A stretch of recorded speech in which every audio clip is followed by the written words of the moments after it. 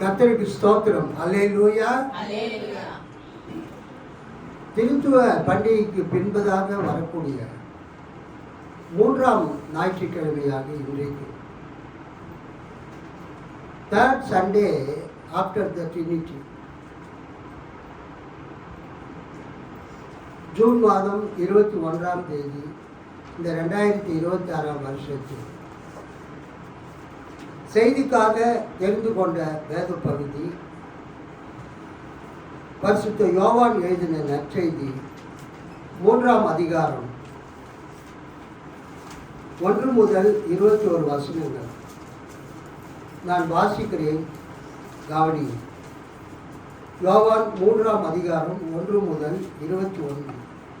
முதலில் பழைய திருப்பதியில் வாசிப்போம், பிறகு திரு விவிலியம் மொழிபெயர்ப்பின் அடிப்படையில் தியானிக்கலாம். யோவான் 3:1 முதல் 21. யூதருக்குள்ளே அதிகாரியான நிக்கோதேமு எனப்பட்ட பரிசேயன் ஒருவன் இருந்தான். அவன் ராக்காலத்திலே இயேசுவினிடத்தில் வந்து, ரபி, நீ தேவனிடத்திலிருந்து வந்த போதகர் என்று அறிந்திருக்கிறோம். ஏனெனில் ஒருவனும் தன்னுடனே தேவன் இராவிட்டால் நீர் செய்கிற இப்படிப்பட்ட அற்புதங்களை செய்ய மாட்டான் என்றான்.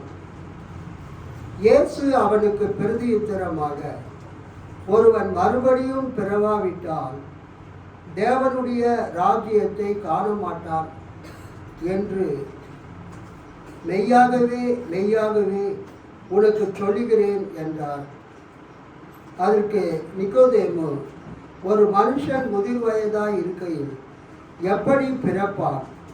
அவன் தன் தாயின் கர்ப்பத்தில் 2ஆம் தரம் பிரவேசித்து பிறக்கக்கூடுமோ என்றான். இயேசு பிரதியுத்தரமாக, ஒருவன் ஜலத்தினாலும் ஆவியினாலும் பிறவாவிட்டால் தேவனுடைய ராஜ்யத்தில் பிரவேசிக்க மாட்டான் என்று மெய்யாகவே மெய்யாகவே உனக்கு சொல்லுகிறேன். மாம்சத்தினால் பிறப்பது மாம்சமாயிருக்கும், ஆவியினால் பிறப்பது ஆவியாயிருக்கும்.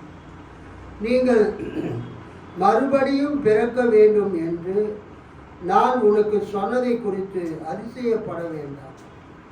காற்றானது தனக்கு இஷ்டமான இடத்திலே வீசுகிறது, அதன் சத்தத்தை கேட்கிறாய், ஆகிலும் அது இன்ன இடத்திலிருந்து வருகிறது என்றும் இன்ன இடத்துக்கு போகிறது என்றும் உனக்கு தெரியாது. ஆவியினால் பிறந்தவன் எவனோ அவனும் அப்படியே இருக்கிறான் என்றார். அதற்கு நிக்கோதேமு, இவைகள் எப்படி ஆகும் என்றான். இயேசு அவனை நோக்கி, நீ இஸ்ரவேலில் போதகனாய் இருந்தும் இவைகளை அறியாமல் இருக்கிறாயா? மெய்யாகவே மெய்யாகவே நான் உனக்கு சொல்கிறேன், நாங்கள் அறிந்திருக்கிறதை சொல்லி நாங்கள் கண்டதை குறித்து சாட்சி கொடுக்கிறோம். நீங்களோ எங்கள் சாட்சியை ஏற்றுக்கொள்ளுகிறது இல்லை. பூமிக்கு அடுத்த காரியங்களை நான் உங்களுக்கு சொல்லியும் நீங்கள் விசுவாசிக்கவில்லையே.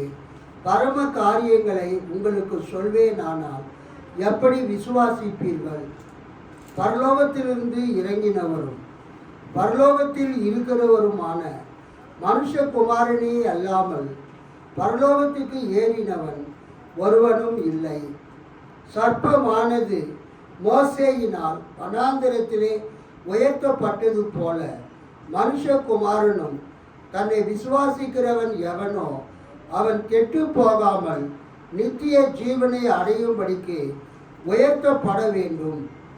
தேவன் தம்முடைய ஒரே பேரான குமாரனை விசுவாசிக்கிறவன் எவனோ அவன் கெட்டு போகாமல் நித்திய ஜீவனை அடையும்படிக்காக அவரை தந்தருளி இவ்வளவாய் உலகத்தில் அன்பு கூர்ந்தார்.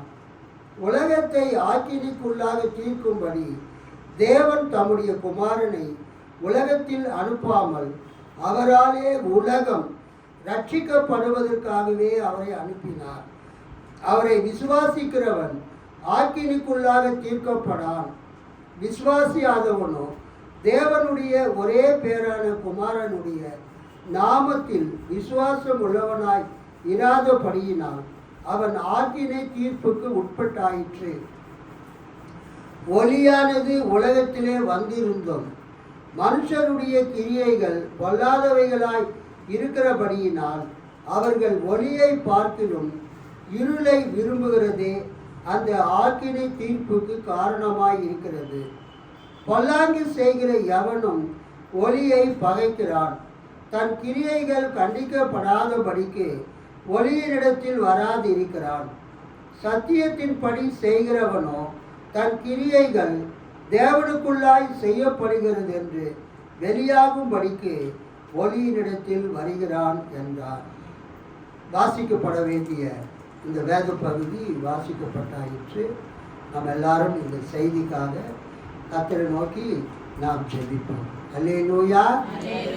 மகா கிருபையும் இரக்கமும் மிகுந்த பரம தந்தையே, இந்த ஜூன் மாதம் 21ஆம் தேதி இந்த 2026 வருஷத்தில் திருத்துவ பண்டிகைக்கு பின்வரக்கூடிய இந்த 3ஆம் ஞாயிற்றுக்கிழமையில் ஆண்டவரே எங்களை ஆலயத்துக்கு கொண்டு வந்து, சபைக்கு கொண்டு வந்து இயேசுவும் நிக்கோதேமுவும் குறித்து நாங்கள் தியானிக்கும்படியாக எங்களுக்கு இந்த வாய்ப்பை கொடுத்திருக்கிறதற்காக உமக்கு நாங்கள் ஸ்தோத்திரத்தை ஏறெடுக்கிறோம். எங்களோடு பேசும், இதை கேட்கிறவர்களோடு பேசும். அநேகருக்கு இந்த செய்தி பிரயோஜனமாய் இருக்க உதவி செய்கிறது. இயேசுவின் நாமத்தில் ஜெபிக்கிறோம் நல்ல பிதாவே. ஆமென். கர்த்தருக்கு ஸ்தோத்திரம் உண்டாவதாக. அல்லேலூயா. இந்த அருமையான காலை நேரத்தில் உங்கள் அனைவரையும் இயேசுவின் நாமத்தினாலே நான் வாழ்த்துகிறேன், உங்களை ஆசீர்வதிக்கிறேன். தொடர்ந்து யோவான் சுவிசேஷத்திலிருந்தே நாம் செய்தியை பார்த்து கொண்டிருக்கிறோம். முதலாவது யோவான் 2ஆம் அதிகாரத்தில் இயேசு தண்ணீரை திராட்சரசமாக்கின அந்த முதலாவது அரும் செயலை, அரும் அடையாளத்தை குறித்து தியானித்தோம். யோவான் 2ஆம் அதிகாரத்திலே கானா ஊரில் நடைபெற்ற ஒரு திருமணத்திலே திராட்சரசம் குறைவுபட்ட போது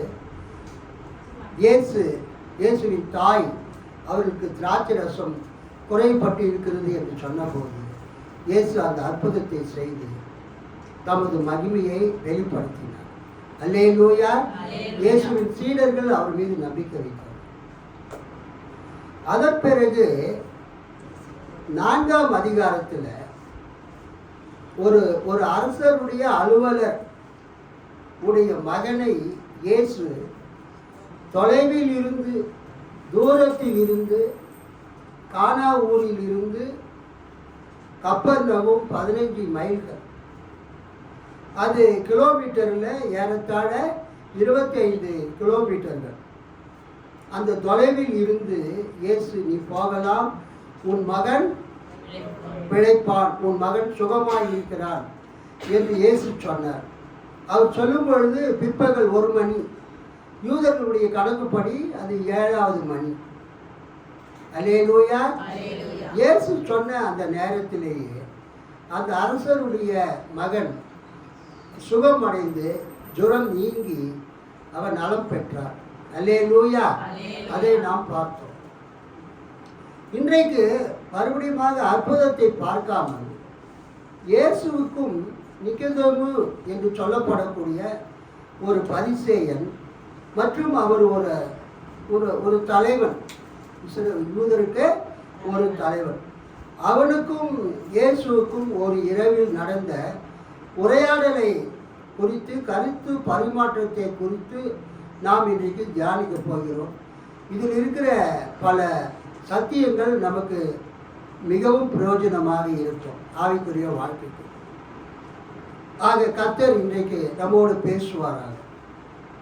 யோவான் சுவிசேஷம் எப்பொழுது எழுதப்பட்டது? சபையை ஆரம்பித்து ஏறத்தாழ எத்தனை ஆண்டுகள்? சபையை ஆரம்பித்து 30ல் சபை ஆரம்பித்தது, கிபி 29 அல்லது 30ல். இந்த யோவான் சுவிசேஷம் எழுதப்பட்டது கிபி 90க்கும் 95க்கும் நடுவில். அப்போ ஏறத்தாழ சபையை ஆரம்பித்து ஒரு 65 ஆண்டுகள் கழித்து, ஒரு 65 ஆண்டுகள் கழித்து இந்த யோவான் நற்செய்தி நூல் யோவானால் எழுதப்பட்டது. அல்லேலூயா. யோவான் இயேசுவினுடைய அன்பான சீடர். மத்தேயு, மார்க்கு, லூக்கா எல்லாம் எழுதி முடித்த பிறகு அவைகளில் சொல்லப்படாத பல விஷயங்களை யோவான் தன்னுடைய நற்செய்தி நூலில் எழுதுகிறார். சபை ஆரம்பிச்சு ஒரு 65 வருஷம் பொறுத்து இந்த யோவான் சுவிசேஷம் எழுதப்படுவதால் மத்தேயு, மார்க்கு, லூக்கா சமநோக்கு நற்செய்திகளில், சினாப்டிக் காஸ்பல்ஸில் சொல்லப்படாத பல நபர்கள், சொல்லப்படாத பல செய்திகள், பிரசங்கங்கள், அற்புதங்கள் இந்த யோவானில் சொல்லப்பட்டிருக்கிறது. ஆகவே இறையியல் மாணாக்கர்கள், ஊழியர்கள் இந்த யோவான் சுவிசேஷத்துக்கு ரொம்ப முக்கியத்துவம் கொடுப்பாங்க. எல்லாமே கடவுளுடைய வார்த்தை தான், முழு வேதாகமும் கடவுளுடைய வார்த்தை தான். ஆனால் இந்த யோவான் சுவிசேஷத்துக்கு என்ன பேருன்னா ஒரு ஆவிக்குரிய நற்செய்தி, ஒரு ஸ்பிரிச்சுவல் காஸ்பல். இது எபேசிலே யோவான் எபேசு நகரில் இருந்த சபைக்கு அவர் போதகராய் இருந்தபோது இந்த யோவான் சுவிசேஷம் எழுதப்பட்டது. கர்த்தருக்கு ஸ்தோத்திரம். இன்றைக்கு நாம் வாசித்த இந்த வேத பகுதியில் நாம் இயேசுவை குறித்தும் யோவான் ஸ்நானனை குறித்தும் பார்க்கிறோம். யோவான் 3ஆம் அதிகாரம் 1ஆம் வசனம். யூதருக்குள்ளே அதிகாரியான நிக்கோதேமு எனப்பட்ட பரிசேயன் ஒருவன் இருந்தான். அவன் ராக்காலத்திலே இயேசுவினிடத்தில் வந்து, ரபி, நீர் தேவனிடத்திலிருந்து வந்த போதகர் என்று அறிந்திருக்கிறோம். ஏனெனில் ஒருவனும் தன்னுடனே தேவன் இராவிட்டால் நீ செய்கிற இப்படிப்பட்ட அற்புதங்களை செய்ய மாட்டான் என்றான். இந்த நிக்கோதேமு குறித்து நாம் பார்க்கும் பொழுது நாம் அறிந்து கொள்ள வேண்டிய விஷயம் என்னவென்றால், நிக்கோதேமு ஒரு பரிசேயன். யூதர்களுக்குள்ளே பல பிரிவுகள் இருந்தது. இன்னைக்கு எப்படி கிறிஸ்தவர்களுக்குள்ள பல பிரிவு இருக்குது. ரோமன் கேத்தலிக், சிஎஸ்ஐ, லுத்தரன், அப்புறம் என்னதுங்க பேப்டிஸ்ட், மெத்தடிஸ்ட், அப்புறம் மார்த்தோமா, சிரியன் ஆர்த்தோடாக்ஸ், பெண்டிகாஸ்டல்லையே நகை போடுற பெந்தேகோஸ்தே, நகை போடாத பெந்தேகோஸ்தே, சர்ச் ஆஃப் கிரைஸ்ட்லேயே மியூசிக்கல் இன்ஸ்ட்ருமெண்ட்டை, இசை கருவிகளை பயன்படுத்தக்கூடிய கிறிஸ்துவின் சபை, இசை கருவிகளை பயன்படுத்தாத கிறிஸ்துவ சர்ச் ஆஃப் கிரைஸ்ட். நிறைய பிரிவுகள் இருக்குது. இன்றைக்கு எப்படி கிறிஸ்துவ சபையில் பல பிரிவுகள் இருக்கிறதோ அதே மாதிரி இயேசுவின் காலத்தில் வாழ்ந்த யூதர்களுக்குள்ளேயும் பல பிரிவுகள் இருந்தது. பரிசேயர்கள், சதுசேயர்கள், வேத பாரகர்கள், அப்புறம் எசேனேயர்கள், ஏரோதியர்கள், தீவிரவாதிகள், சலாத்திய குழுவினர் போன்று பல பிரிவினர் இருந்தார்கள். அதில் ஒரு குழு, ஆக்சுவலாக பழைய ஏற்பாட்டுக்கும் புதிய ஏற்பாட்டுக்கும் இடையில தான் இந்த யூதருக்குள்ளே பல பிரிவுகள் தோன்றின. அதில் ஒரு குழு பரிசேயர்கள். பரிசேயர் அப்படின்னா பிரிந்து வாழுகிறவர்கள், செப்பரேட்டட் ஒன்ஸ், மற்றவர்கள் இடத்தில் இருந்து பிரிந்து வாழ்கிறவர்கள், ஒரு வேறுபாட்டு ஜீவியம் உடையவர்கள். அவங்க மக்களிடத்தில் நல்ல செல்வாக்கு பெற்றிருந்தார்கள். ஒரு நேர்மையான ஒரு நடத்தை அவர்களிடத்தில் இருந்தது, ஒரு தூய வாழ்க்கை இருந்தது. அவங்க பழைய ஏற்பாட்டை, குறிப்பாக தோரா, நியாயப்பிரமாண புஸ்தகத்தை நன்றாக படித்து அதிலிருந்து மக்களுக்கு அவங்க போதனை செய்து வந்தார்கள். மக்களிடத்தில் செல்வாக்கு பெற்றவர்கள். பாலஸ்தீன தேசத்தில் ஒவ்வொரு ஊரிலும் ஒரு ஜபாலயம் இருந்தது, சினகாக். அந்த ஜபாலயத்திலே இந்த பரிசேயர்கள் மக்களுக்கு வேதாகமத்தை போதித்தார்கள். இன்னும் சொல்லப்போனால் அந்த பாலஸ்தீன தேசத்தில் சிறு சிறு பட்டணங்களிலே கிராமங்களில் இருந்த அந்த ஜப ஆலயங்கள் பரிசேயர்களுடைய கட்டுப்பாட்டில் இருந்தது. அல்லேலூயா. அதே நேரத்தில் எருசலேமில் இருந்த அந்த தேவாலயம், எருசலேம் தேவாலயம் யாருடைய கட்டுப்பாட்டில் இருந்தது என்றால் சதுசேயர்களுடைய கட்டுப்பாட்டில் இருந்தது. சதுசேயர்கள்னா ரொம்ப பணக்காரங்க, ரிச் பீப்புள். நிறைய அவங்களுக்கு எஸ்டேட்டு, அதாவது எஸ்டேட்னா என்னது, இப்போ மலையில் டீ எஸ்டேட்டு, காஃபி எஸ்டேட்டுன்னு சொல்கிறோம் இல்லையா, அது மாதிரி நிறைய எஸ்டேட்டுகள் நிலங்களை வாங்கி குத்தகைக்கு விட்டு அவங்க நகரங்களில் வசிப்பார்கள். அந்த அறுவடை நேரத்தில் வந்து எல்லாவற்றையும் வாங்கி கொண்டு செல்வார்கள். அந்த எருசலேமில் இருந்த தேவாலயத்தினுடைய ஹை பிரீஸ்ட், சீஃப் பிரீஸ்ட், பிரதான ஆசாரியர் பொதுவாக சதுசேயரை சேர்ந்தவராக இருப்பார். ஏனென்றால் அவங்கக்கிட்ட தான் நிறைய பணம் இருந்தது. அல்லேலூயா. அதனால ரோம அரசாங்கத்துக்கிட்ட அவங்க நல்ல உறவு வைத்து கொண்டு தங்கள் அதிகாரத்தை மக்கள் மீது செலுத்தினார்கள். எருசலேம் தேவாலயத்தில் ஒரு சனகரிப்பின்னு ஒரு சங்கம் இருந்தது, சனேட்ரின். அதில் 70 உறுப்பினர்கள் அங்கத்தினர்களாக இருப்பார்கள். அவர்களுக்கு தலைவர் பிரதான ஆசாரியர் இருப்பார். 70 உறுப்பினர்கள், அவங்களுக்கு தலைவர் யாரு? ஒரு பிரதான ஆசாரியர். அந்த பிரதான ஆசாரியர் ஒரு சதுசேயராக இருப்பார். அல்லேலூயா. ஸோ அந்த சனேட்ரின் என்ற சங்கத்தில் பெரும்பான்மையான உறுப்பினர்கள் சதுசேயர்கள். ரெண்டாவது யார் என்றால் பரிசேயர். ஸோ இந்த சதுசேயர்களும் பரிசேயர்களும் மக்களுடைய மத சம்பந்தமான வாழ்க்கையில் அவங்க அதிகமாக செல்வாக்கு பெற்றிருந்தாங்க. எருசலேம் தேவாலயத்தை கட்டுப்படுத்தினது சதுசேயர்கள். அவங்க இயேசுவை தங்களுக்கு வந்த ஒரு மிகப்பெரிய ஆபத்தாக கருதினார்கள். தங்கள் அதிகாரத்துக்கு சவால் விடுகிறவராக சதுசேயர்கள் கருதினார்கள். ஆனால் பரிசேயர்கள் இயேசுவின் இடத்திலே நன்றாக பேசினார்கள். ஆனால் எப்பொழுதும் கேள்வி கொண்டே இருப்பார்கள். அல்லேலூயா. ஸோ இப்படிப்பட்ட ஒரு பின்னணியில் இந்த யோவான் 3ஆம் அதிகாரத்தை நாம் பார்க்கிறோம். இந்த யோவான் 3ஆம் அதிகாரத்தில் அந்த நிக்கோதேமு என்று சொல்லப்படக்கூடிய ஒரு யூதருக்கு உள்ளே அதிகாரியாக இருந்த ஒரு நபரை குறித்து பார்க்கிறோம். திருவிவிலியம் பொது மொழிபெயர்ப்பு திருத்திய பதிப்பு. யோவான் 3:1. பரிசேயர் ஒருவர் இருந்தார், அவர் பெயர் நிக்கோதேம். இங்கிலீஷில் நிக்கோடேமஸ்ன்னு இருக்கு, தூய தமிழில் நிக்கோதேம். அவர் யூத தலைவர்களில் ஒருவர். அவர் ஒரு இரவில் இயேசுவிடம் வந்து, ரபி, ரபி என்றால் போதகர், நீர் கடவுளிடமிருந்து வந்த போதகர் என்பதை நாங்கள் அறிவோம். எவரும் தம்மோடு கடவுள் இருந்தால் அன்றி நீர் செய்யும் இவ்வரும் அடையாளங்களை செய்ய இயலாது என்றார். ஒரு அல்லேலூயா சொல்லாமா? எவரும் தம்மோடு கடவுள் இருந்தால் அன்றி நீர் செய்யும் இவ்வரும் அடையாளங்களை செய்ய இயலாது என்றார். யோவான் சுவிசேஷத்தில் இயேசு செய்த அற்புதங்களை அரும் அடையாளங்கள் என்று அழைக்கப்படுகிறது. சேமியான், கிரேக்க வார்த்தை சேமியான், அதுக்கு வந்து இங்கிலீஷில் சயின்ஸ்,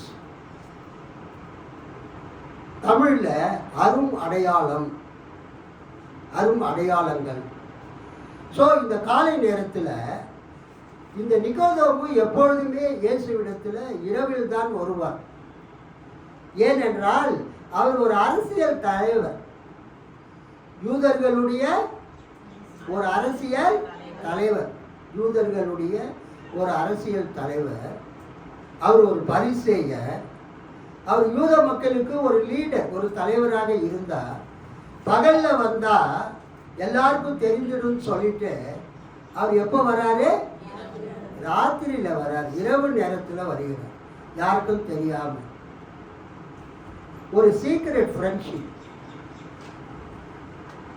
இயேசுவுக்கும் அவருக்கும் ஒரு ரகசிய உறவு இருந்தது. இயேசு எல்லாரோட வெளிப்படையாக தான் பேசினார். ஆனால் அவரிடத்துக்கு வந்த பரிசேயர்கள் யாருக்கு தெரியாம இருட்டில் அவங்க வராங்க. வெளியில் யாருக்கும் தெரியக்கூடாது. ஏன்னா எல்லாருமே ஒரு அங்கி மாதிரி போட்டிருப்பாங்க. நீங்கள் பார்த்துருப்பீங்க, யூதர்கள் என்ன போட்டிருப்பாங்க, ஒரு அங்கி மாதிரி. அந்த அங்கி போட்டு இருட்டில் முகத்தை மூடிட்டு வந்தா யாருக்கு தெரியும் யார் வராங்க யார் போகிறாங்கன்னு தெரியாது. நீங்கள் பார்த்தீங்கன்னா நிக்கதோமு யோவான் 19வது அதிகாரம் 38, 39 யோவான் 7:50 நீங்கள் பார்த்தீங்கன்னா அவர் நைட்டில் தான் வருவார். படிங்க 19, 38, 39. இவைகளுக்கு பின்பு அரிமத்தியா ஊரானும் யூதருக்கு பயந்ததினால் இயேசுவுக்கு அந்தரங்க சீஷனுமாகிய யோசேப்பு இயேசுவின் சரீரத்தை எடுத்துக்கொண்டு போகும்படி பிலாத்துவின் இடத்தில் உத்தரவு கேட்டான். பிலாத்து உத்தரவு கொடுத்தான். ஆகையால் அவன் வந்து இயேசுவின் சரீரத்தை எடுத்துக்கொண்டு போனான். ஆரம்பத்திலே ஒரு ராத்திரியில் இயேசுவினிடத்தில் வந்திருந்த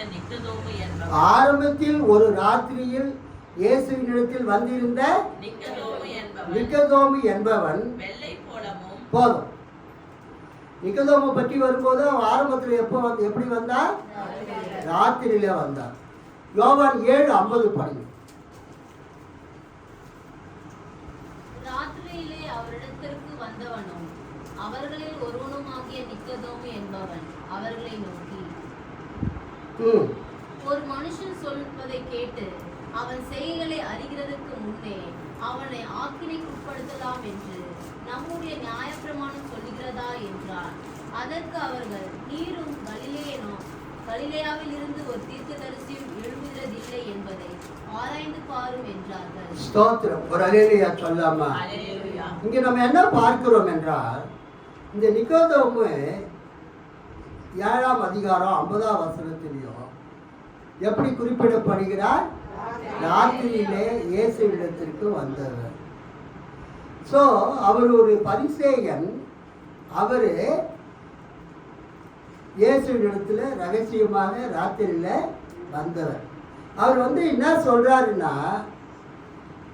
ரபி, நீ கடவுளிடமிருந்து வந்த போதகர் என்பதை நாங்கள் அறிவோம். எவரும் தம்மோடு கடவுள் இருந்தாலன்றி நீ செய்யும் இவ்வரும் அடையாளங்களை செய்ய இயலாது என்றார். அல்லேலூயா சொல்லாமா? நிக்கதோமு இயேசுவை பார்த்து சொல்றாரு, ரபி, போதகரே, நீ ஒரு சாதாரண மனிதன் அல்ல. நீர் எங்கிருந்து வந்தவர்? தேவனிடத்திலிருந்து வந்தவர், பரலோகத்திலிருந்து வந்தவர், தேவனால் இந்த பூமிக்கு அனுப்பப்பட்டவர். நாங்கள் அதை விசுவாசிக்கிறோம். ஏனென்றால் தண்ணீரே திராட்சரசமாக மாற்றினீர். கிட்டத்தட்ட 15 மைலுக்கு அந்தாண்ட இருந்து 25 கிலோமீட்டருக்கு அந்தாண்ட இருந்து கானா ஊரில் இருந்து கப்பர்நகூமில் இருக்கிற அரசனுடைய மகனை அந்த ஜுரத்தில் இருந்து நீர் அவனை சுகமாக்கினீர். பகல் 1 மணிக்கு நீர் உன் மகன் பிழைத்திருப்பான், உன் மகன் சுகமாவான் என்று சொன்னீர். அந்த நிமிஷமே 25 கிலோமீட்டருக்கு அப்பால் இருந்த அந்த அரசனுடைய மகன் சுகமடைந்தான். அது மட்டும் இல்லை, நீ எருசலேமுக்கு அந்த பஸ்கா பண்டிகைக்கு போயிருந்த போது அங்கேயும் பல அற்புதங்களை நீ செய்தீர் என்று எங்களுக்கு தகவல்கள் வந்தது. இதையெல்லாம் பார்க்கும் பொழுது நீர் ஒரு சாதாரண போதகர் அல்ல. ஒரு அல்லேலூயா சொல்லாமா? நீ தேவனிடத்திலிருந்து வந்தவர். You are a teacher, came from God. நீ தேவனிடத்திலிருந்து வந்த ஒரு போதகர் என்று அறிவேன் என்று நிக்கதோமு இயேசுவை பற்றி சாட்சி கொடுக்கிறார். அப்படி அவங்க பேசிட்டு இருக்கும்போது இயேசு என்ன சொல்றாருன்னா, 3ஆம் வசனம், இயேசு அவனுக்கு பிரதியுத்தரமாக, ஒருவன் மறுபடியும் பிறவாவிட்டால் தேவனுடைய ராஜ்யத்தை காண மாட்டான் என்று மெய்யாகவே மெய்யாகவே உனக்கு சொல்கிறேன் என்றார். அதற்கு நிக்கோதேமு, ஒரு மனுஷன் முதிர்வயதாய் இருக்கையில் எப்படி பிறப்பான்? அவன் தன் தாயின் கர்ப்பத்தில் 2ஆம் தரம் பிரவேசித்து பிறக்க கூடுமோ என்றான். 5ஆம் வசனம், இயேசு பிரதியுத்தரமாக, ஒருவன் ஜலத்தினாலும் ஆவியினாலும் பிறவாவிட்டால் தேவனுடைய ராஜ்யத்தில் பிரவேசிக்க மாட்டான் என்று மெய்யாகவே மெய்யாகவே உனக்கு சொல்லுகிறேன் என்றார். ஒரு அல்லேலூயா சொல்லலாமா? அல்லேலூயா. ரொம்ப முக்கியமான வசனம். இதுல 3ஆம் அதிகாரம் 3ஆம் வசனம் என்ன சொல்கிறது? இயேசு அவனுக்கு பிரதியுத்தரமாக, ஒருவன் மறுபடியும் பிறவாவிட்டால் தேவனுடைய ராஜ்யத்தை காண மாட்டான். ஒருவன் மறுபடியும் பிறவாவிட்டால் தேவனுடைய ராஜ்யத்தை காண மாட்டான். cannot see, பார்க்க முடியாது, பார்க்க மாட்டான். அதுக்கு என்ன மீனிங்னா, can have no part in it. அதாவது பார்க்கிறது என்பது என்ன அர்த்தம்? அதுல அவருக்கு எந்த விதமான பங்கே இருக்காது. You cannot see it அப்படின்னா என்ன அர்த்தம்னா, you can have no part in it. அதிலே உனக்கு எந்த பங்கும் இருக்காது, பங்கு இல்லை. இதைத்தான் நாம் இங்கு பார்க்கிறோம். என்ன பார்க்கிறோம் என்றால், ஒருவன் மறுபடியும் பிறவாவிட்டால் தேவனுடைய ராஜ்யத்தை காண மாட்டான். ஒருவன் மறுபடியும் பிறவாவிட்டால் தேவனுடைய ராஜ்யத்தை காண மாட்டான். இங்கே புது மொழிபெயர்ப்பு திருவிழியம். இயேசு அவரை பார்த்து, மறுபடியும் பிறந்தால் அன்றி எவரும் இறையாட்சியை, கடவுளுடைய ஆட்சியை, தேவனுடைய ராஜ்யத்தை காண இயலாது என மிக உறுதியாக உமக்கு சொல்கிறேன் என்றார். இயேசு நிக்கோதேமு கிட்ட என்ன சொல்றாரு? ஒருவன் மறுபடியும் பிறந்தால் அன்றி எவரும் இறையாட்சியை, கடவுளுடைய ஆட்சியை, தேவனுடைய ராஜ்யத்தை காண இயலாது என மிக உறுதியாக உமக்கு சொல்லுகிறேன் என்றார். இங்கு மறுபடியும் என்ற அந்த வார்த்தையை எப்படி மொழிபெயர்க்கலாம்? மறுபடியும் என்னும் சொல்லை மேலிருந்து எனவும் மொழிபெயர்க்கலாம். ஒருவன் மறுபடியும் பிறவாவிட்டால், ஒருவன் மறுபடியும் பிறவாவிட்டால், அதை எப்படி மொழிபெயர்க்கலாம்? ஒருவன் மேலிருந்து பிறவாவிட்டால், ஒருவன் மறுபடியும் பிறவாவிட்டால், born again என்பதை எப்படி மொழிபெயர்க்கலாம்? born from above. அந்த ஒரிஜினல் கிரேக்க மொழியில எப்படி எழுதப்பட்டிருக்கிறது? ஒருவன் மறுபடியும் பிறவாவிட்டால் என்பது கிரேக்க வேத புத்தகத்தில் born from above, மேலிருந்து பிறவாவிட்டால் என்று எழுதப்பட்டிருக்கிறது. அது மேலிருந்து பிறவாவிட்டால் என்றால், born from above என்றால் மேலே யார் இருக்கிறது? தேவன் இருக்கிறார். பூமிக்கு மேலே என்ன இருக்குது? பரலோகம். பூமிக்கு மேலே என்ன இருக்குது? பரலோகம் இருக்கிறது. பரலோகத்தில் தேவன் இருக்கிறார். ஆக இந்த யோவான் 3:3 எப்படி மொழிபெயர்க்கலாம் என்றால், மறுபடியும் பிறவாவிட்டால் என்பதை மேலிருந்து பிறவாவிட்டால், born from above அல்லது born from God, born of God, கடவுளால் பிறவாவிட்டால், மேலிருந்து பிறவாவிட்டால். இது நான் இங்கிலீஷில் படிக்கிறேன் பாருங்க. Contemporary English version. Jesus replied, I tell you for certain that you must be born from above. You must be born from above. I tell you for certain that you must be born from above before you can see God's kingdom. நீ தேவனுடைய ராஜ்யத்தை பார்ப்பதற்கு முன்பதாக நீ மேலிருந்து பிறக்க வேண்டும். You must be born from above before you can see God's kingdom. தேவனுடைய ராஜ்யத்தை, கடவுளுடைய ராஜ்யத்தை நீ காண்பதற்கு முன்பதாக நீ என்ன செய்ய வேண்டும்? மேலிருந்து பிறக்க வேண்டும். born from above or in a new way.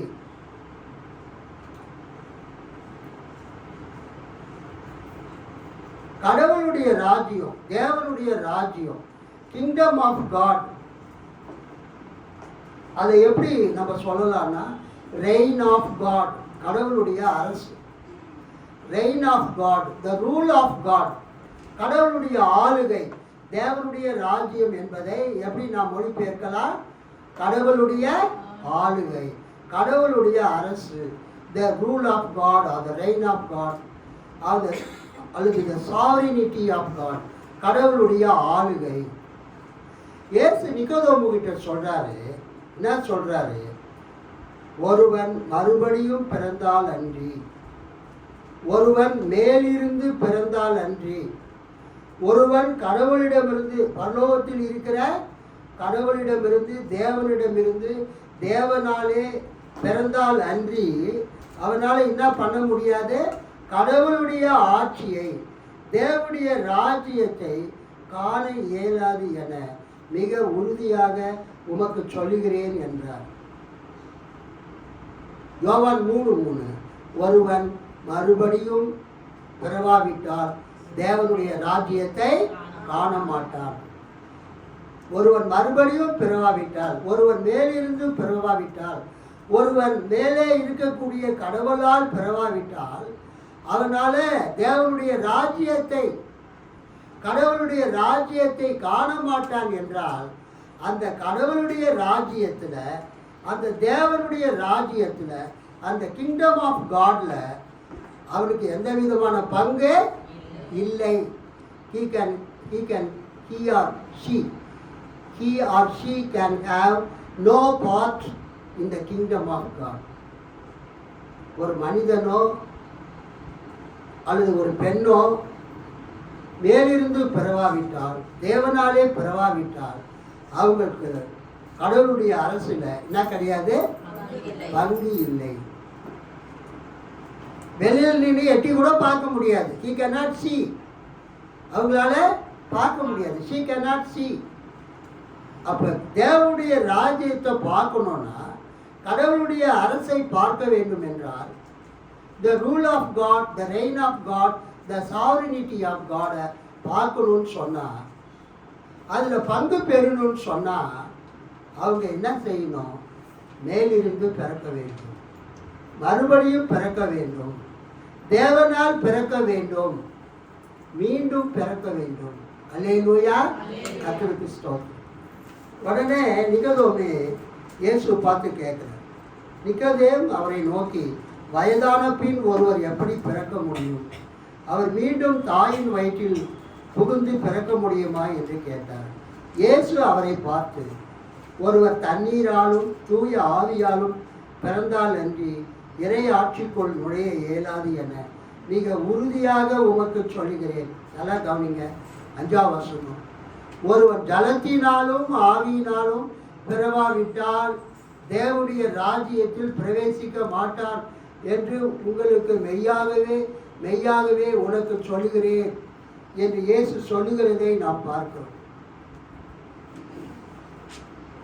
Jesus answered, I tell you for certain that before you can get into God's kingdom, you must be born not only by water but by the Spirit.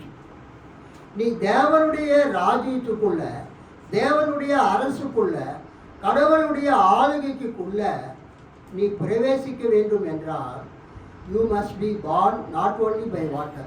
தண்ணீரால மட்டும் நீ பிறந்தா போதாது. You have to born by the Spirit. You have to born by the Spirit. You must be born not only by water but by the Spirit. தண்ணீராலும் மட்டுமல்ல, ஆவியினாலும், பரிசுத்த ஆவியினாலும், தேவ ஆவியினாலும். நீங்க இங்கிலீஷ் பைபிளில் பார்த்தீங்கன்னா, you must born not only by water but by the Spirit. ஆவியினாலும் நீங்க பிறக்க வேண்டும். அந்த ஸ்பிரிட் இங்கிலீஷ்ல கேபிட்டல் எஸ் போட்டிருப்பான். எப்படி போட்டிருப்பாங்க? Capital S. ஸ்பிரிட், அந்த எஸ் கேபிட்டலாக இருந்தால் அது எதை குறிக்குது? காட்ஸ் ஸ்பிரிட், தேவனுடைய ஆவியை குறிக்குது. ஹோலி ஸ்பிரிட்டை குறிக்குது. இயேசு நிக்கோதேமுகிட்ட என்ன சொல்றாரு? நீ மறுபடியோ பிறக்க வேண்டும் என்றால் என்ன அர்த்தம்? நீ மேலிருந்து பிறக்க வேண்டும். அப்போதான் நீ தேவனுடைய ராஜ்யத்தை பார்க்க முடியும், காண முடியும், அதில் நீ பங்கு பெற முடியும். You can have part in it, otherwise you can have no part in it. ரெண்டாவது இயேசு சொல்றாரு, ஒருவன் ஜலத்தினாலும் ஆவியினாலும் பிறவாவிட்டால் தேவனுடைய ராஜ்யத்துக்குள்ள பிரவேசிக்க முடியாது. ஸோ தேவனுடைய ராஜ்யத்துக்குள்ள, பரலோக ராஜ்யத்துக்குள்ள, கடவுளுடைய ராஜ்யத்துக்குள்ள, கடவுளுடைய அரசுக்குள்ள ஒருத்தர் பிரவேசிக்கணும்னு சொன்னால் அவர் என்ன பண்ணணும்? ஜலத்தினால பிறக்கணும், ஆவியினால பிறக்கணும். ஒரு சில வசனங்களை நாம் வாசிக்கணும். எசேக்கியேல் 36:25 எடுத்தவங்க வாசிங்க. எசேக்கியேல் 36:25. அப்பொழுது நான் உங்கள் மேல் சுத்தமான ஜலம் தெளிப்பேன். நான் உங்களுடைய எல்லா அசுத்தங்களையும் உங்களுடைய எல்லா நரகலான விக்கிரகங்களையும் நீக்கி உங்களை சுத்தமாக்குவேன், நீங்கள் சுத்தமாவீர்கள். கீழே படிங்க. உங்களுக்கு நவமான இருதயத்தை கொடுத்து உங்கள் உள்ளத்திலே புதிதான ஆவியை கட்டளையிட்டு கல்லான இருதயத்தை உங்கள் மாம்சத்திலிருந்து எடுத்து போட்டு சதையான இருதயத்தை உங்களுக்கு கொடுப்பேன். ஸ்தோத்திரம். எசேக்கியேல் 36 அதிகாரத்தில் நம்ம என்ன பார்க்குறோன்னா 36:25 நான் உங்கள் மேல் சுத்தமான ஜலம் தெளிப்பேன், நான் உங்களுக்கு நவமான இருதயத்தை கொடுத்து உங்கள் உள்ளத்திலே புதிதான ஆவியை கட்டளையிட்டு கல்லான இருதயத்தை உங்கள் மாம்சத்திலிருந்து எடுத்து போட்டு சதையான இருதயத்தை உங்களுக்கு கொடுப்பேன். உங்கள் உள்ளத்திலே என் ஆவியை வைத்து உங்களை என் கட்டளைகளில் நடக்கவும் என் நியாயங்களை கைக்கொள்ளவும் அவைகளின்படி செய்யவும் பண்ணுவேன். அல்லேலூயா, அல்லேலூயா. இங்க என்ன விசேஷம்னா, இந்த தண்ணீரும் ஆவியானவரும் ஒன்றாக வருகிறதை நாம் பார்க்கிறோம். சுத்தமான ஜலம் அப்படின்னா சுத்தமான தண்ணீர், அப்புறம் ஆவியை உங்களுக்கு நான் கொடுப்பேன். ஆவி என்பது பரிசுத்த ஆவியை குறிக்கிறது.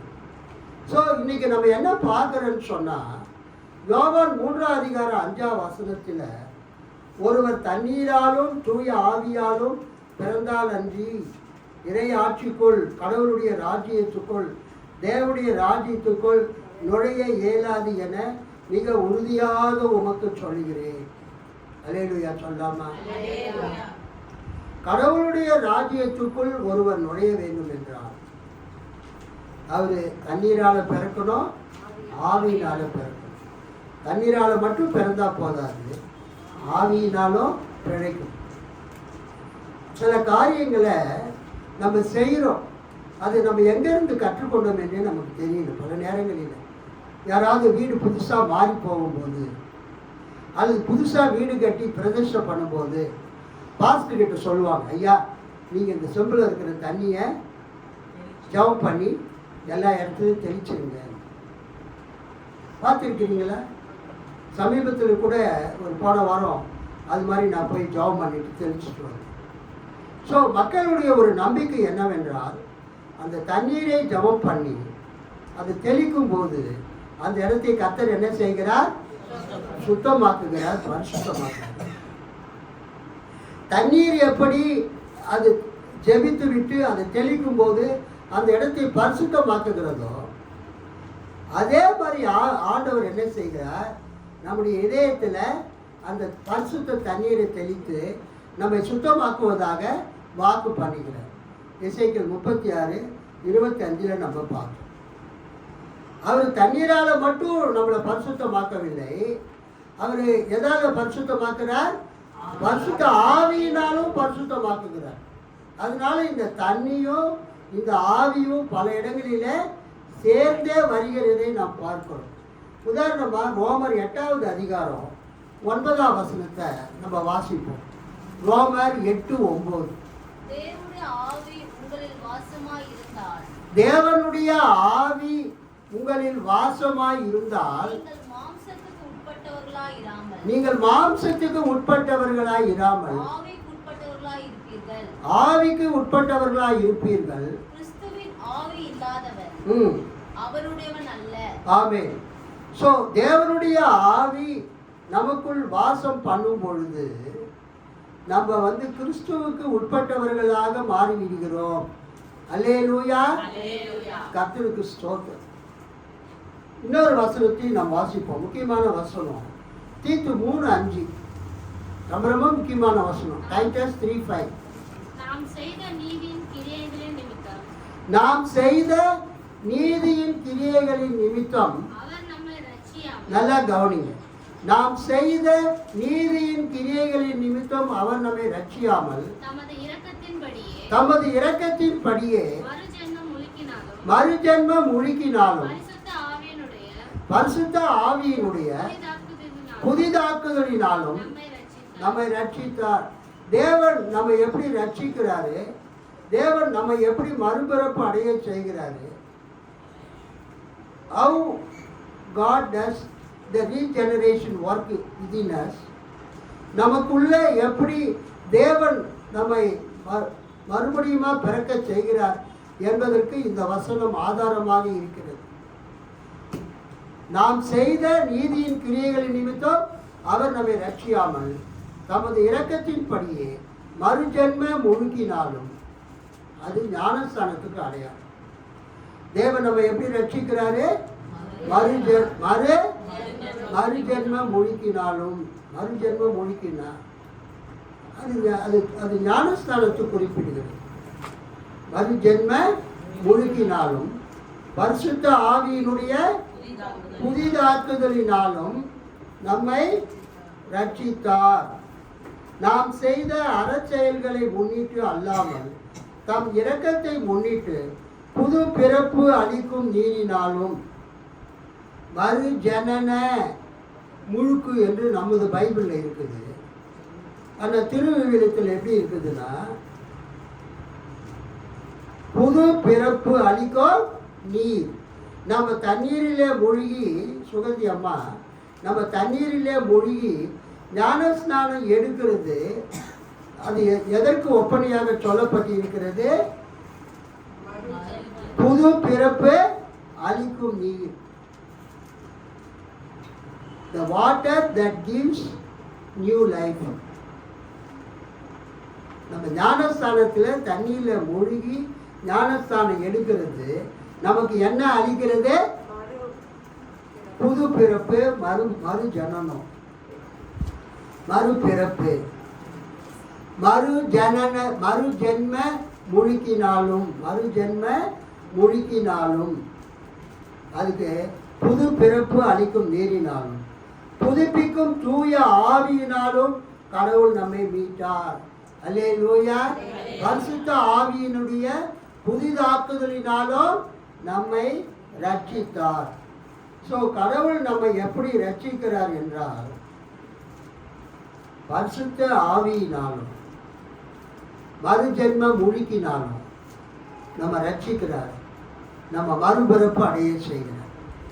ஸோ நீங்கள் பார்த்தீங்கன்னா ஒரு மனிதன் ஜலத்தினாலும் ஆவியினாலும் பிறவாவிட்டால் தேவனுடைய ராஜ்யத்தில் பிரவேசிக்க மாட்டான்.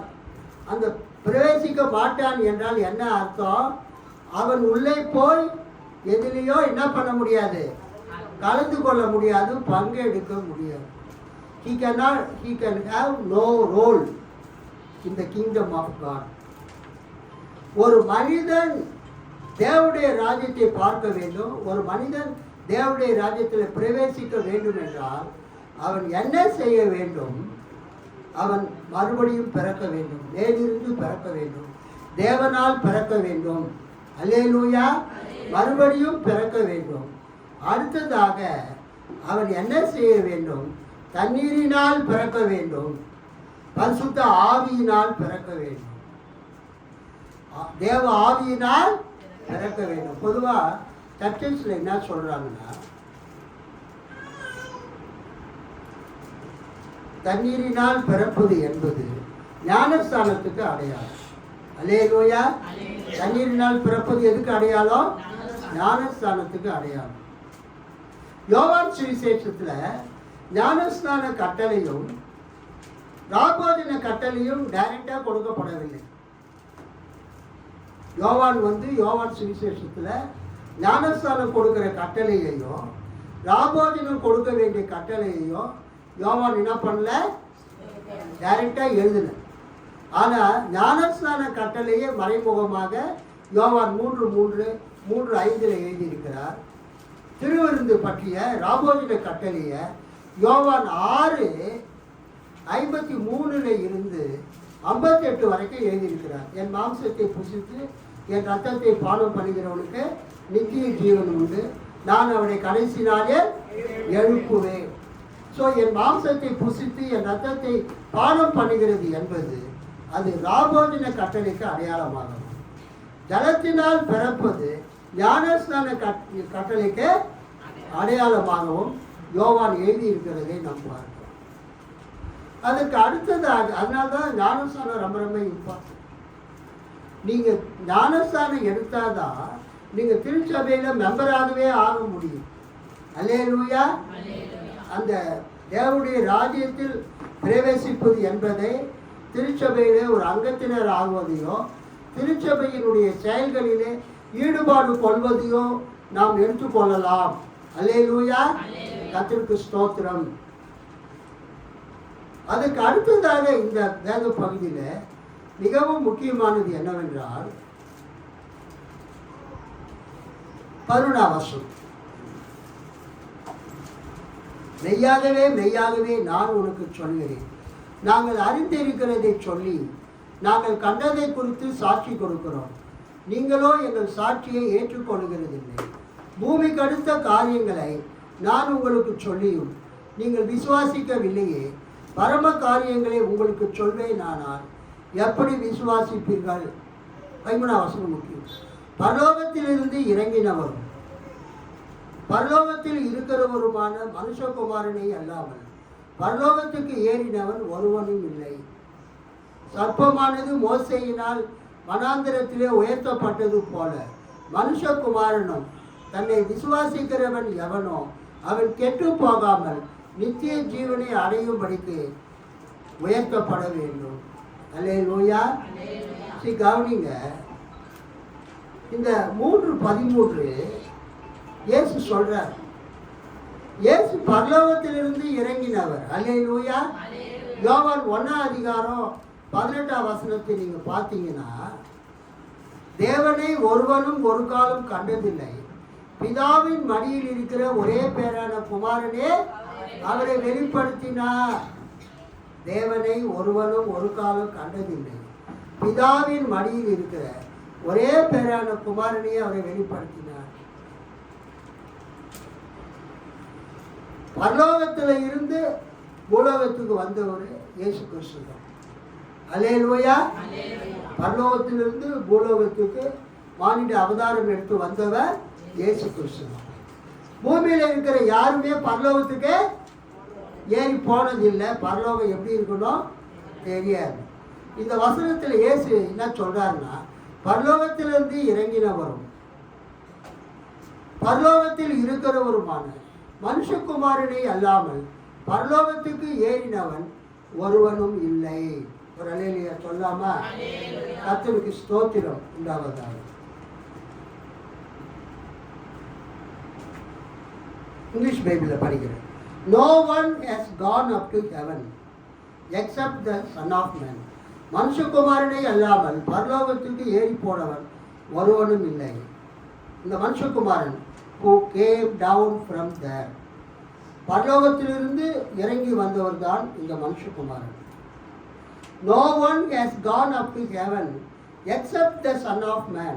மனுஷகுமாரனை அல்லாமல் பரலோகத்துக்கு ஏறி போனவன் யாரும் இல்லை. who came down there, அங்கிருந்து தான் மனுஷகுமாரன் கீழே பூமிக்கு இறங்கி வந்தார். நம்ம தமிழ் பைபிள்ல எப்படி இருக்குதுன்னா, பரலோகத்திலிருந்து இறங்கினவரும் பரலோகத்தில் இருக்கிறவருமான மனுஷகுமாரனை அல்லாமல் பரலோகத்துக்கு ஏறினவன் ஒருவனும் இல்லை.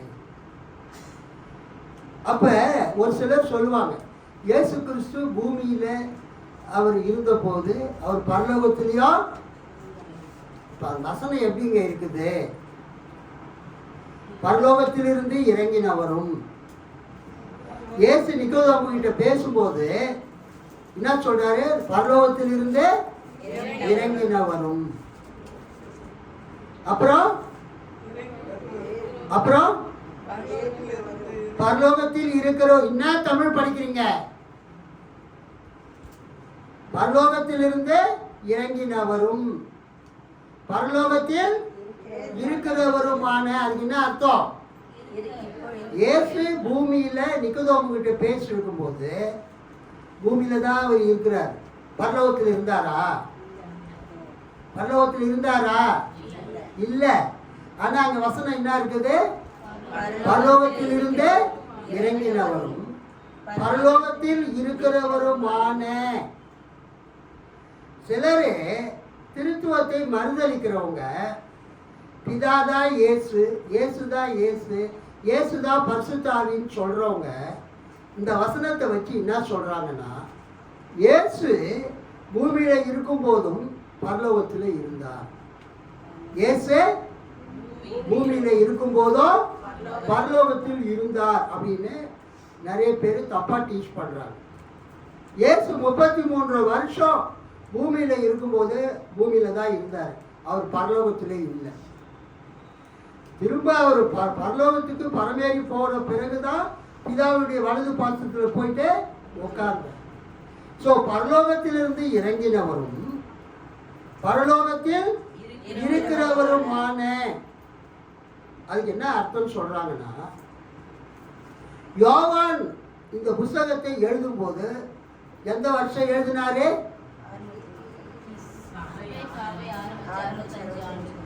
கிபி 95. சபை ஆரம்பிச்சது கிபி 29, 30. ஸோ கிபி 30க்கும் 95க்கு இடையில 65 வருஷம். ஸோ யோவான் இந்த புஸ்தகத்தை எழுதும் போது இயேசு எங்க இருக்கிறாரு? பரலோகத்தில் இருக்கிறார். ஆனா இயேசு 3 வருஷம் ஊழியம் பண்ணும்போது தான் நிக்கோதேமு கிட்ட பேசினார். அப்ப இந்த புஸ்தகத்தை எழுதின யோவான் என்ன எழுதியிருக்கிறாருன்னா, இயேசு பேசும்போது இயேசு பூமியில இருந்தாரு. இந்த புஸ்தகத்தை யோவான் எழுதும் போது இயேசு இப்பொழுது பரலோகத்தில் இருக்கிறார். அப்ப யோவான் என்ன சொல்ல வர்றாருன்னா, நிக்கோதேமு கிட்ட பேசும்போது இயேசு பூமியில இருந்தாரு. ஆனா இப்போது இந்த புஸ்தகத்தை எழுதும் போது இயேசு எங்க இருக்கிறார்? பரலோகத்தில் இருக்கிறார். இப்ப புரியுதா உங்களுக்கு? இயேசு நிக்கோதேமு கிட்ட பேசும்போது எங்க இருந்தாரு? சொல்லுங்க. இயேசு நிக்கோதேமு கிட்ட பேசும்போது இயேசு எங்க இருக்கிறாரு? பூமியில இருக்கிறார். ஆனா இயேசு உயிர்த்தெழுந்து பரலோகத்துக்கு போன பிறகு இயேசு எங்க இருக்கிறார்? இப்ப பரலோகத்தில் இருக்கிறார். ஸோ இந்த புஸ்தகத்தை யோவான் எழுதும் போது அவர் எப்படி எழுதுறாருன்னா, பரலோகத்திலிருந்து இறங்கினவரும் நிக்கோதேமு கிட்ட பேசும்போது இயேசு பூமியில இருக்கிறார். அது பரலோகத்திலிருந்து இறங்கினவரும் என்ற வசனம் குறிக்கிறது. இயேசு இந்த புத்தகத்தை யோவான் எழுதும் போது இப்ப எங்க இருக்கிறாரு? பரலோகத்தில் இருக்கிறார். அதனால பரலோகத்தில் இருக்கிறவருமான மனுஷகுமாரனை அல்லாமல் பரலோகத்துக்கு ஏறினவன் ஒருவனும் இல்லை. நிறைய பேரு இந்த யோவான் 3:13 எப்படி தவறாக விளக்கம் கொடுக்குறாங்கன்னா, இயேசு பூமியில இருக்கும்போது நிக்கோதேமு கிட்ட பேசும்போது பூமியில இருந்தாரு, அதே நேரத்தில் அவரே பரலோகத்தில் இருந்தாரு அப்படின்னு நிறைய பேர் விளக்கம் கொடுக்குறாங்க. அது தவறான விளக்கம். பரலோகத்திலிருந்து இறங்கினவரும் பரலோகத்தில் இருக்கிறவருமான எப்பொழுது இருந்தார்? யோவான் இந்த சுவிசேஷத்தை எழுதும் போது யோவான் அதை சொல்றாரு. அப்போ நிக்கோதேமுகிட்ட பேசும்போது அவர் பூலோகத்தில் இருந்தார். இப்போ இந்த புஸ்தகத்தை நான் எழுதும்போது இயேசு கிறிஸ்து எங்கே இருக்கிறார்? பரலோகத்தில் இருக்கிறார். பரலோகத்தில் இருக்கிறவருமான மனுஷகுமாரனே அல்லாமல் பரலோகத்துக்கு யாரும் ஏறவில்லை. ஒரு அல்லேலூயா சொல்லாமா? அடுத்ததாக யோவான் 3ஆம் அதிகாரம் 15ஆம் வசனம் படிங்க. தன்னை விசுவாசிக்கிறவன் எவனோ அவன் கெட்டு போகாமல் ம். நித்திய ஜீவனை அடையும்படிக்கு உயர்த்தப்பட வேண்டும். தேவன் தம்முடைய ஒரே பேரான குமாரனை விசுவாசிக்கிறவன் எவனோ அவன் கெட்டு போகாமல் நித்திய ஜீவனை அடையும்படிக்கு அவரை தந்தருளி இவ்வளவாய் உலகத்தில் அன்பு கூர்ந்தார். ஸ்தோத்திரம், ஸ்தோத்திரம். யோவான் 3ஆம் அதிகாரத்தில் இன்னொரு முக்கியமான ஒரு காரியத்தை நாம் பார்க்கிறோம். என்ன பார்க்கிறோம் என்றால்,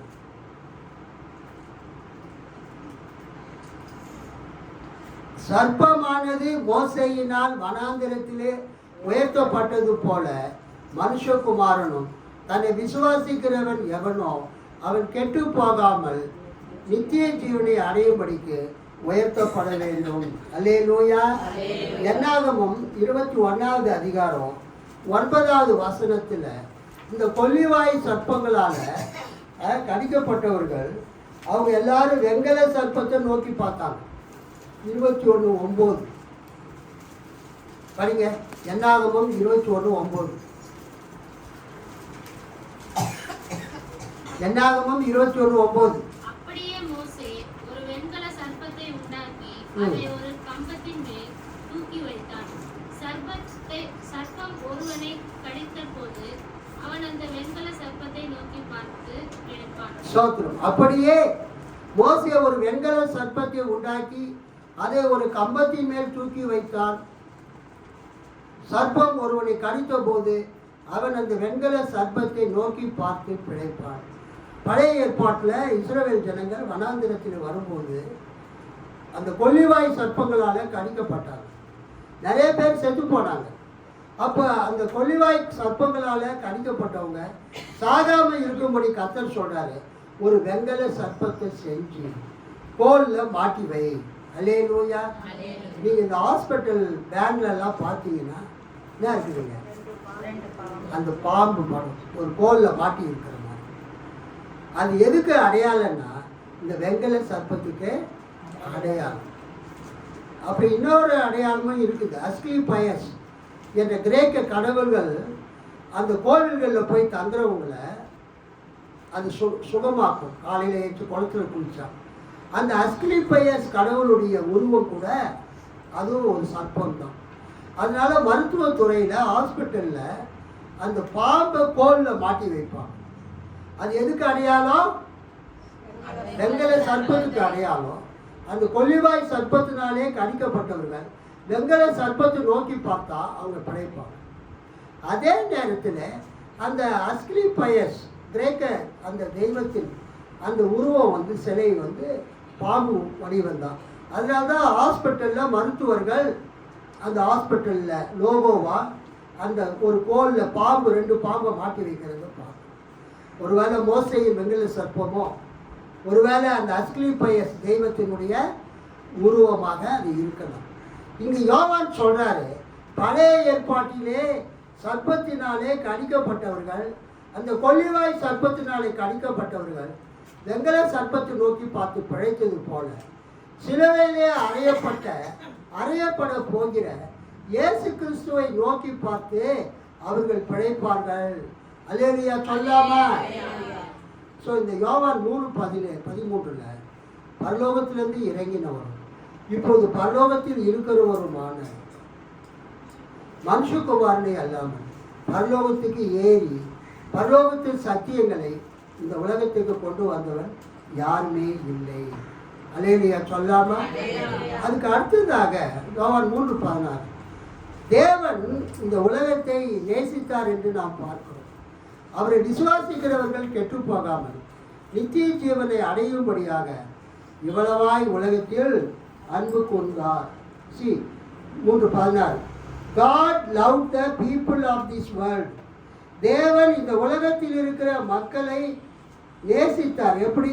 So much God loved the people of this world so much that he gave his only son so that everyone who has faith in him will have eternal life and never really die.